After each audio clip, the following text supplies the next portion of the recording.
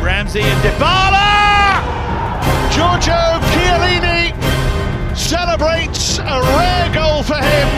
All brilliantly finished by Weston McGanny. And that's a terrific finish from De Ligt. Now Kulusevski! Little turn for Bernardeschi. Morata! Oh, he's done it! Alvaro Morata! And Chiesa opens up the angle and fires in a wonderful goal. Glorious save from Szczesny. Rabiot, a fine run and a wonderful goal. Superbly created and calmly finished by Juan Cuadrado. Bentancur nods it home. Now Dybala, options in the middle. Ronaldo is one of them.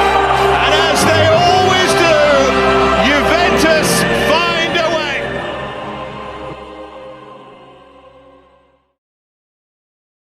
Hello everyone and welcome to the latest edition of La Fidanzata D'Italia Podcast. I'm your host Vincenzo Gagliardi, and today we'll be talking about Juventus' latest fixture results, analysis on those fixtures, what's to come going into January, and what it means for Juventus and Andrea Pirlo. So let's get right into it.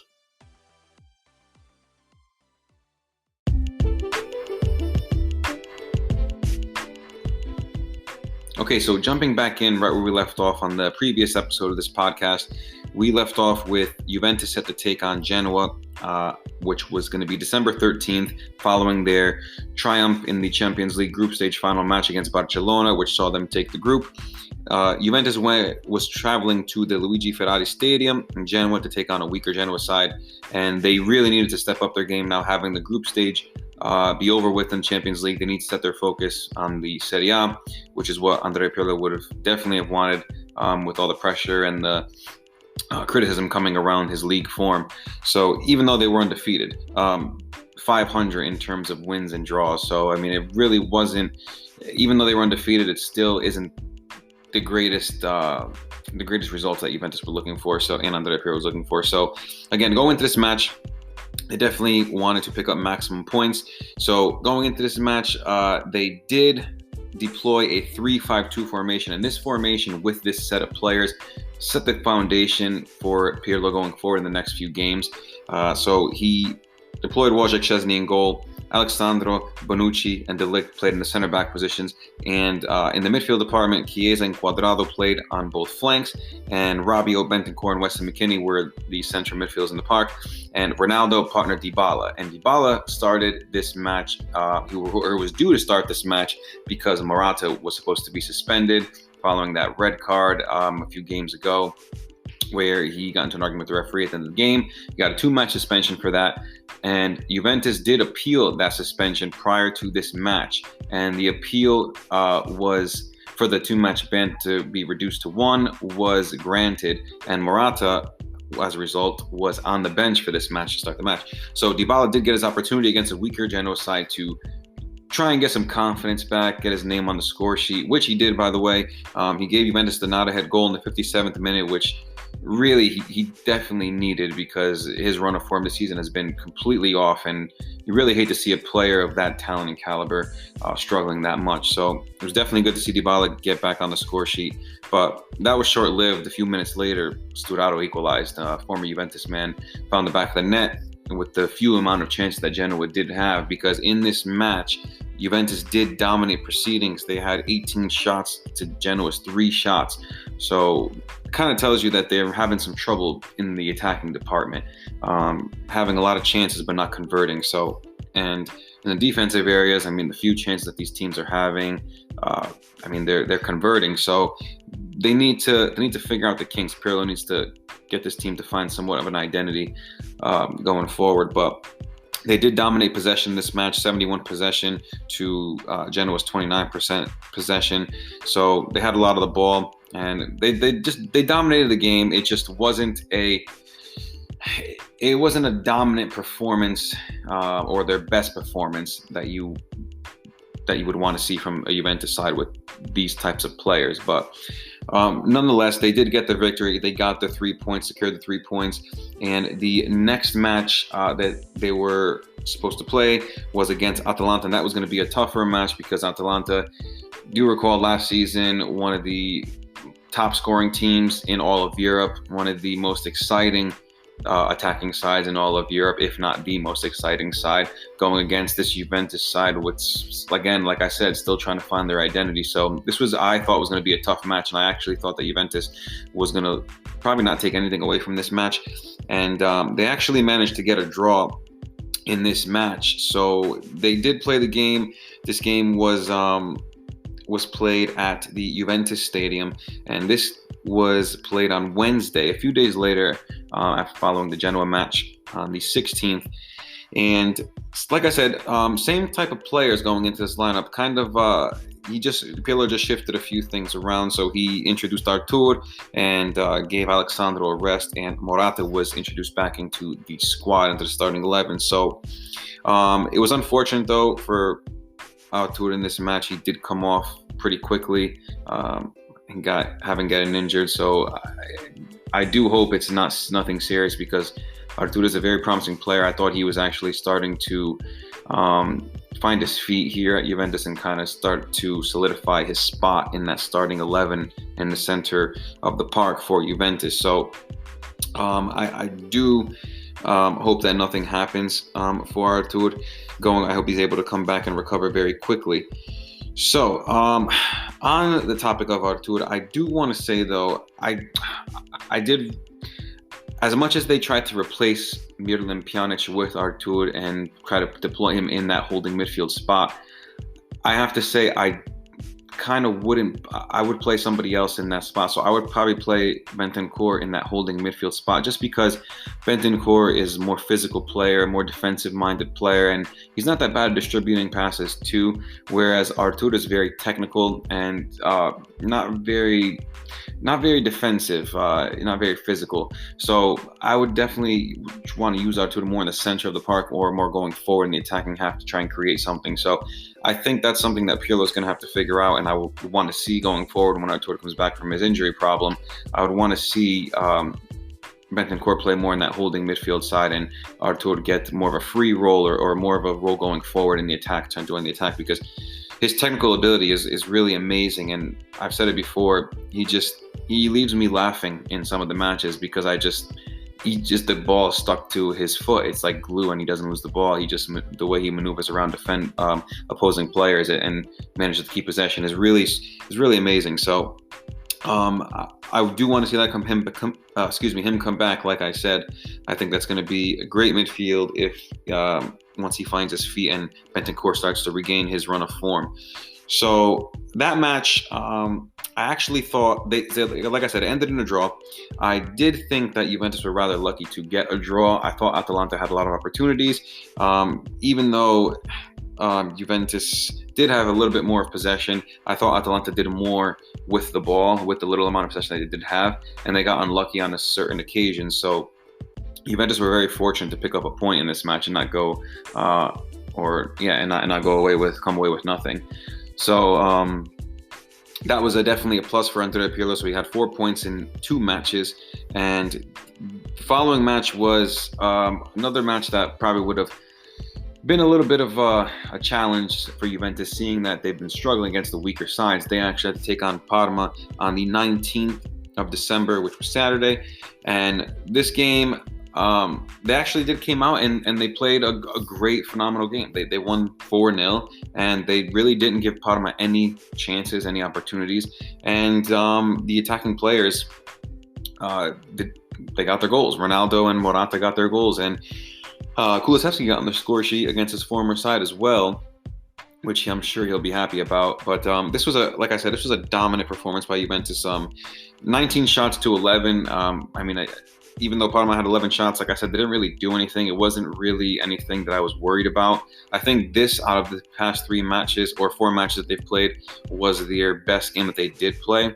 And with that being said, the consistency for this squad needs to improve dramatically. So whether that comes down to Andrea Pirlo's inexperience as a manager, and or whether it just comes down to the players just lacking focus, or whatever the case may be, they need to find consistency going forward.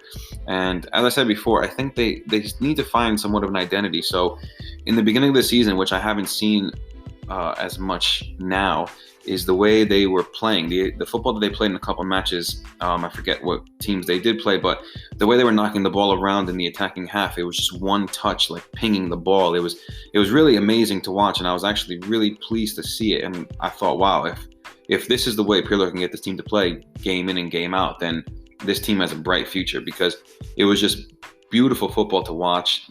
The way they were just moving defenders with the one-touch passing, it's really so hard to defend, especially if you played the game or have been around the game. You would know that just knocking the ball and moving the ball so quickly like that is just the best way to open up the defense. So, and that's exactly what Juventus did those couple games, and then they just started dropping again. So their form has been inconsistent since then, and I do want to see them get back to that, because that's what we've seen what they're capable of. I mean, they can hang with the big boys, the big clubs, and it's just these small teams, these weaker teams that they keep struggling against. And these are the games that you need to win, and you need to take maximum points if you're going to secure a 10th straight championship come the end of the season in 2021. So right now it's not looking very likely that they're going to secure another championship, given their run of form, especially with their latest match against Fiorentina ending in a loss at home, a humiliating loss at that. It was a 3-0 loss. Juventus went down a man in the 18th minute. Juan Cuadrado's silly challenge, reckless challenge, got sent off and put Juventus in a really, really difficult spot, and Andrea Pirlo in a difficult spot, because that just piled even more pressure on this new, inexperienced manager.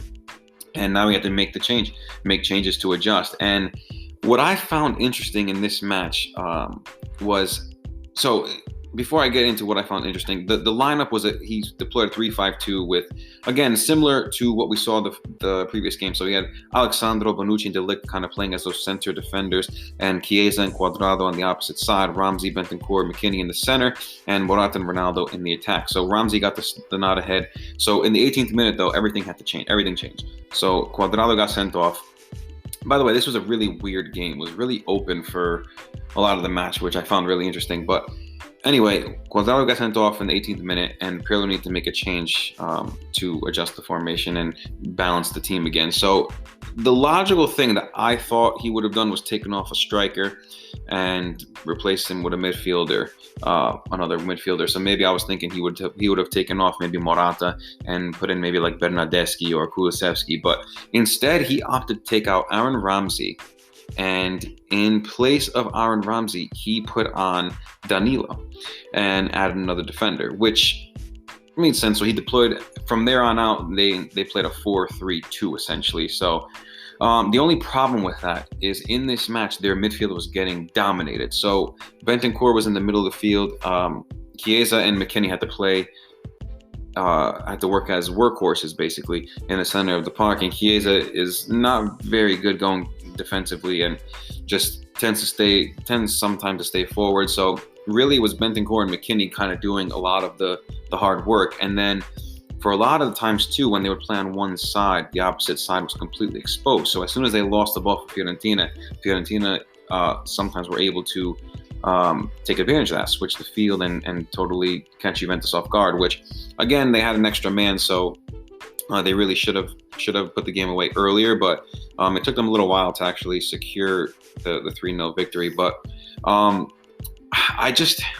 would have taken off Morata. Morata came off in the second half and he put in Bernardeschi, and I feel like I would have played Bernardeschi earlier, especially against Fiorentina. I feel like he would have had something to prove, and he could have gotten more time to get acclimated to the pace of the match, because the match was back and forth and it was very pacey at times and very fast. So I think coming onto a field as a substitute in a match like that, with that kind of intensity and that kind of quickness, it's really hard to adjust, and you have to try to adjust really quickly. So Bernardeschi coming on, he came on the second half late, probably got like 20 minutes or so to play, which wasn't, I don't think, enough time. I mean, he didn't do terrible. I mean, he didn't do great either, but it wasn't enough time, I thought, to adjust and get acclimated to the pace of the match. So I would have put him in going the 18th minute and see what happens. I think it would have balanced the midfield a little bit better too, seeing that Bernardeschi has played in the center of the park in previous campaigns and previous matches. So I think he knows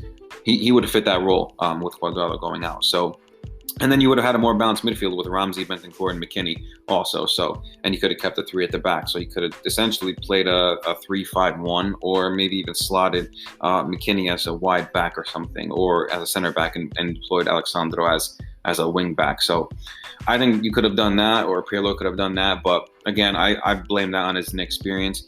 But Ribéry totally destroyed this Juventus defense and just was picking them apart in terms of passing and everything. So the first goal that Vlahovic scored was a tremendous through ball that split Bonucci and De Ligt by Ribéry. But Bonucci's positioning was awful. And I think Bonucci's was at fault for all three goals. I've been saying this for a long time. I just don't understand why Juventus went out of their way to get Bonucci back. I mean, I shouldn't say I don't understand, because I do understand because of his playmaking ability, I guess, and his ability to play the ball at the back and play a long ball, kind of essentially is that holding midfielder almost, if you will. But that's not enough for me to go back and get a 30-something-year-old defender who left the club and betrayed your team and your fans and was causing all this turmoil in the dressing room, especially in the Champions League final against Real Madrid, caused all this turmoil with Dani Alves and whatnot. And then you're going to go and re-sign him, and on top of that, you're going to make him a club captain. I just don't agree with that. I really don't like Bonucci for his actions. Just a lot of things with Bonucci that I just don't like about him, and especially his errors lately. So, but again, Juventus are really struggling in that area of the field, so they don't really have any fit defenders. I mean, De Ligt came back from injury soon, not too long ago, actually, and Demiral is injured once again, and he's just struggling to stay fit. Because if he could stay fit, then I think him and De Ligt would be a tremendous partnership in the back. And then they can probably, their best option would be to deploy four at the back and play two center backs with two full backs, and just keep Bonucci as like in reserve, because I really don't think Bonucci's should be starting games anymore. And so he's made many mistakes, and not just this game. I've seen it time and time again, and I just think that his time is up and he needs to be seated on the bench. But I think Juventus made a mistake in letting go of Daniele Rugani this past off season, and Di Scilio even. I mean, both players could have played in the center back position. I mean, yeah, Di Scilio had his injury problems, but I mean, I thought he could have. I thought he would have been a good player to have in reserve in case you needed him. Rugani was fit, and they just offloaded him because it just wasn't being used. The player wanted more playing time, and a lot of people didn't think he was a Juventus caliber player. I still think he would have been fine. I think he would have been better than Bonucci was at this point. To be honest, I think him and De Ligt at the back would have been much better partnership than what we saw against Fiorentina this past match. So definitely they're struggling. Juventus is struggling in that defensive area. And I mean, they're having to slot Danilo and Alexandro in the center back position. I mean, that should be enough said that they're lacking depth in that department with Chiellini, because Chiellini is another defender who's constantly injured. So they need to do something. January is coming, the transfer window's coming, and I just haven't read anything that's saying that they're going to address the defensive issues. And there's a lot of talk about more English player, or American players rather, that Juventus will be looking at and scouting in the MLS following McKennie's success here at Juventus, which I think is kind of, they're jumping the gun a little quickly. But again, these are just rumors and reports, so I mean, I don't really believe it too much. I mean, the reports have been coming back in that Pogba is another player linked, and you know, his agent Mino Raiola has came out in the press and said that Pogba's going to leave. He's not going to resign his contract. He wants out. So he did go out there and say that. And I don't think Real Madrid is going to go out and get him. I don't know about PSG. I mean, they're unpredictable in the transfer market. So I don't know what they're going to do. But I mean, he's open to the idea of coming back to Juventus. I think he's always been open to that idea. And given his lack of success at Manchester United, I still do think that Pogba's a tremendous midfielder, and I would take him back into this midfield any day. And if they could somehow work something into getting work some kind of deal in this January into getting Pogba, even like a loan deal with an option to buy, or even trading a couple players. I mean, I don't know. I say that Bernardeschi is important, but I mean, he's a valuable player. Maybe you offer Bernardeschi and another player. I'm not sure. Another player maybe, even to try and get Manchester United to accept the offer. But I don't think it's going to happen this January. I think that's too big of a transfer to happen, especially with all the financial issues that are surrounding the clubs after this COVID crisis. So I do think if anything's going to happen with that big of a signing, they're going to have to wait till the summertime. But anything can happen in football. We have a whole month to see what will transpire. So we'll see what happens. But the midfield areas are definitely another area they need to work on, because they just get dominated almost every match, and they kind of lack in that area. They're struggling. They've been struggling in that area for a couple seasons now. So they need to look at that and need to rebuild that midfield, which was the center of their success going into this dynasty from back in 2010. So I do think they need to find another strike. So they have a few areas they need to work on. So it's just really what's a priority for them. And right now, with the injury woes at the back, I mean, do you make that a priority?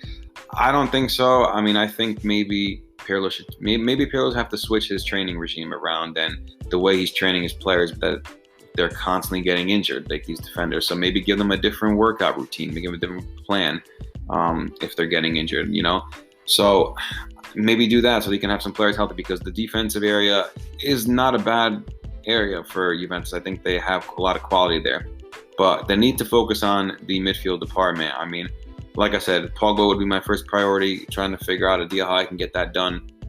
And also, I think they need another striker. And I think they need another player to come on from Morata, given Dybala's lack of form. And so we'll see what happens. They're linking the former Napoli striker, Milik. They're linking him to Juventus. I mean, there's rumors saying that he's already agreed to terms with the club, and now both Napoli and Juventus just have to settle on a transfer fee. I know it backfired on Napoli, because Napoli in the summertime, this past summer, were wanting somewhere around like 35-40 million for the striker, and Juventus didn't fork that up, obviously, because that was a deal that was almost done. And now it kind of backfired, because Milik's contract's about to run out, and obviously the club doesn't want to, or wouldn't want to let him go for free, especially given the financial crisis going on. So, I mean, they might have to just take a big cut and a big loss and just sell him. So maybe, I think there's reports saying that maybe a fee of around 18 million, 20 million with a few extra million as a bonus later on for Milik this January. That could be a possibility, but we'll see what happens with that. One thing I do want to mention is that there was one match, it was against Atalanta, that's what it was. It was the past game against Atalanta where I just thought Ronaldo played tremendously poor. This Juventus team, I said it time and time again, they rely on Ronaldo way too much, and to their downfall, essentially. But Pirlo needs to recognize, I know he's an inexperienced manager, but it doesn't take a football genius to realize when a player is struggling or it's not a player's day on the pitch. And I don't care how big of a player you are, whether you're Cristiano Ronaldo, Lionel Messi, Pele, Maradona. I don't care what kind of player you are. If you're not playing well, then you need to be substituted. You need to be taken off for the better of the team. And I think that this needs to be the case for Cristiano Ronaldo, because at his age now, I don't think he's going to be able to come in and play match after match, full 90 minutes and give his 100% or be the best player that we know he can be. So, and yeah, he's not going to be happy about it, but what player would be happy to get substituted off? I mean, as a former player, you're never happy to get substituted off the pitch, but it's what's best for the team. So, I mean, you have to understand it afterwards. So I do think that this is something that Pirlo needs to do. He needs to set his foot down and make these changes and make the change for Ronaldo whenever he's struggling, because I think that hurts the team tremendously, especially given that Ronaldo a lot of the times loves to take players on himself and go it alone. He often ignores some of the his teammates' runs that are being made, and they could potentially lead to a scoring opportunity. But a lot of times he just takes it on for himself. So again, I don't want to, nothing against Cristiano Ronaldo, because I think he's a great champion. He's a tremendous player, one of the best of all time, arguably the best player of all time. But I do think that Juventus made a mistake in acquiring Cristiano Ronaldo, because I think since they signed him, they've been just on a downfall. I think season after season, they've won the Scudetto and preseasons before, but they haven't won a double since he's been here. So I do think that this team is just on a decline, and I think the sooner they can get Ronaldo off their wage bill, the better it'd be for them. Especially with this COVID financial crisis going on. I think it's best if they move his $30 million a year wage away, and they can focus that on other players, which they desperately need. So we will see what happens this coming January in the transfer window. All right, looking into Juventus's next fixtures for the new year, we're going to have their first match following the new year against Udinese on January 3rd. And this match, we'll see them take on a mid-table Udinese side around 12th place. I think they're in 12th place, if I'm not mistaken. And this is a Udinese side that Juventus really should take the 3 points, maximum points this game. And this match, they are going to be without Matthijs de Ligt. They are going to be without Demiral and Artur. So 3 very valuable players that Pirlo will have to do without. And also Juan Cuadrado suspended due to that silly tackle in the last game against Fiorentina. So actually 4 key players that will essentially be out this match against Udine. So we'll see what happens. I do think that, as I said before, Juventus should take maximum points regardless. They still have a lot of quality in this team to do some damage and really not be troubled by these weaker teams. But what's going to be interesting to watch this match is we're going to see Roberto Pereira, former Juventus midfielder, play against his former side this game. And Roberto Pereira was a player that I really adored during his time at Juventus. I thought he was a really underrated midfield player, and I was really sad to see him leave. And he's finally made his return to the Serie A. And I think he's not doing too bad with Udine. So it's going to be interesting, and it's going to be really good to keep an eye on him in that match and see what he does, because I think he's going to cause Juventus some problems, which is not good. But like I said, he has some quality, and I think he's an underrated player. So Juventus will have to keep an eye out on him. One player that I do want to see going into this match is Paulo Dybala. I want to see him get into this starting 11, or even if not the starting 11, I want to see him get into the match for at least 45 minutes, half hour, around there, whatever.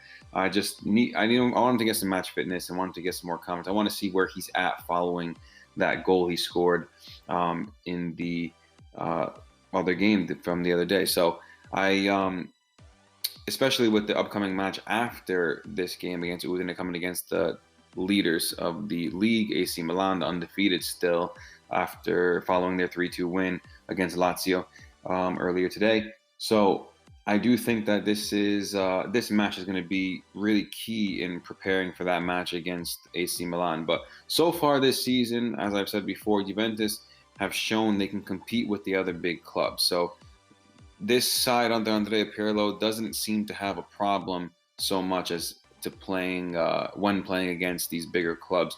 But for some reason, they just seem to lack the focus or the drive or the confidence, or whatever it is, to play against these smaller teams and take the maximum points that are necessary if they are to go ahead and win another championship. So it's going to be a new year. We'll see what happens. Cristiano Ronaldo came out, Leonardo Bonucci came out, both of them after their humiliating defeat against Fiorentina. They both came out and said some strong words.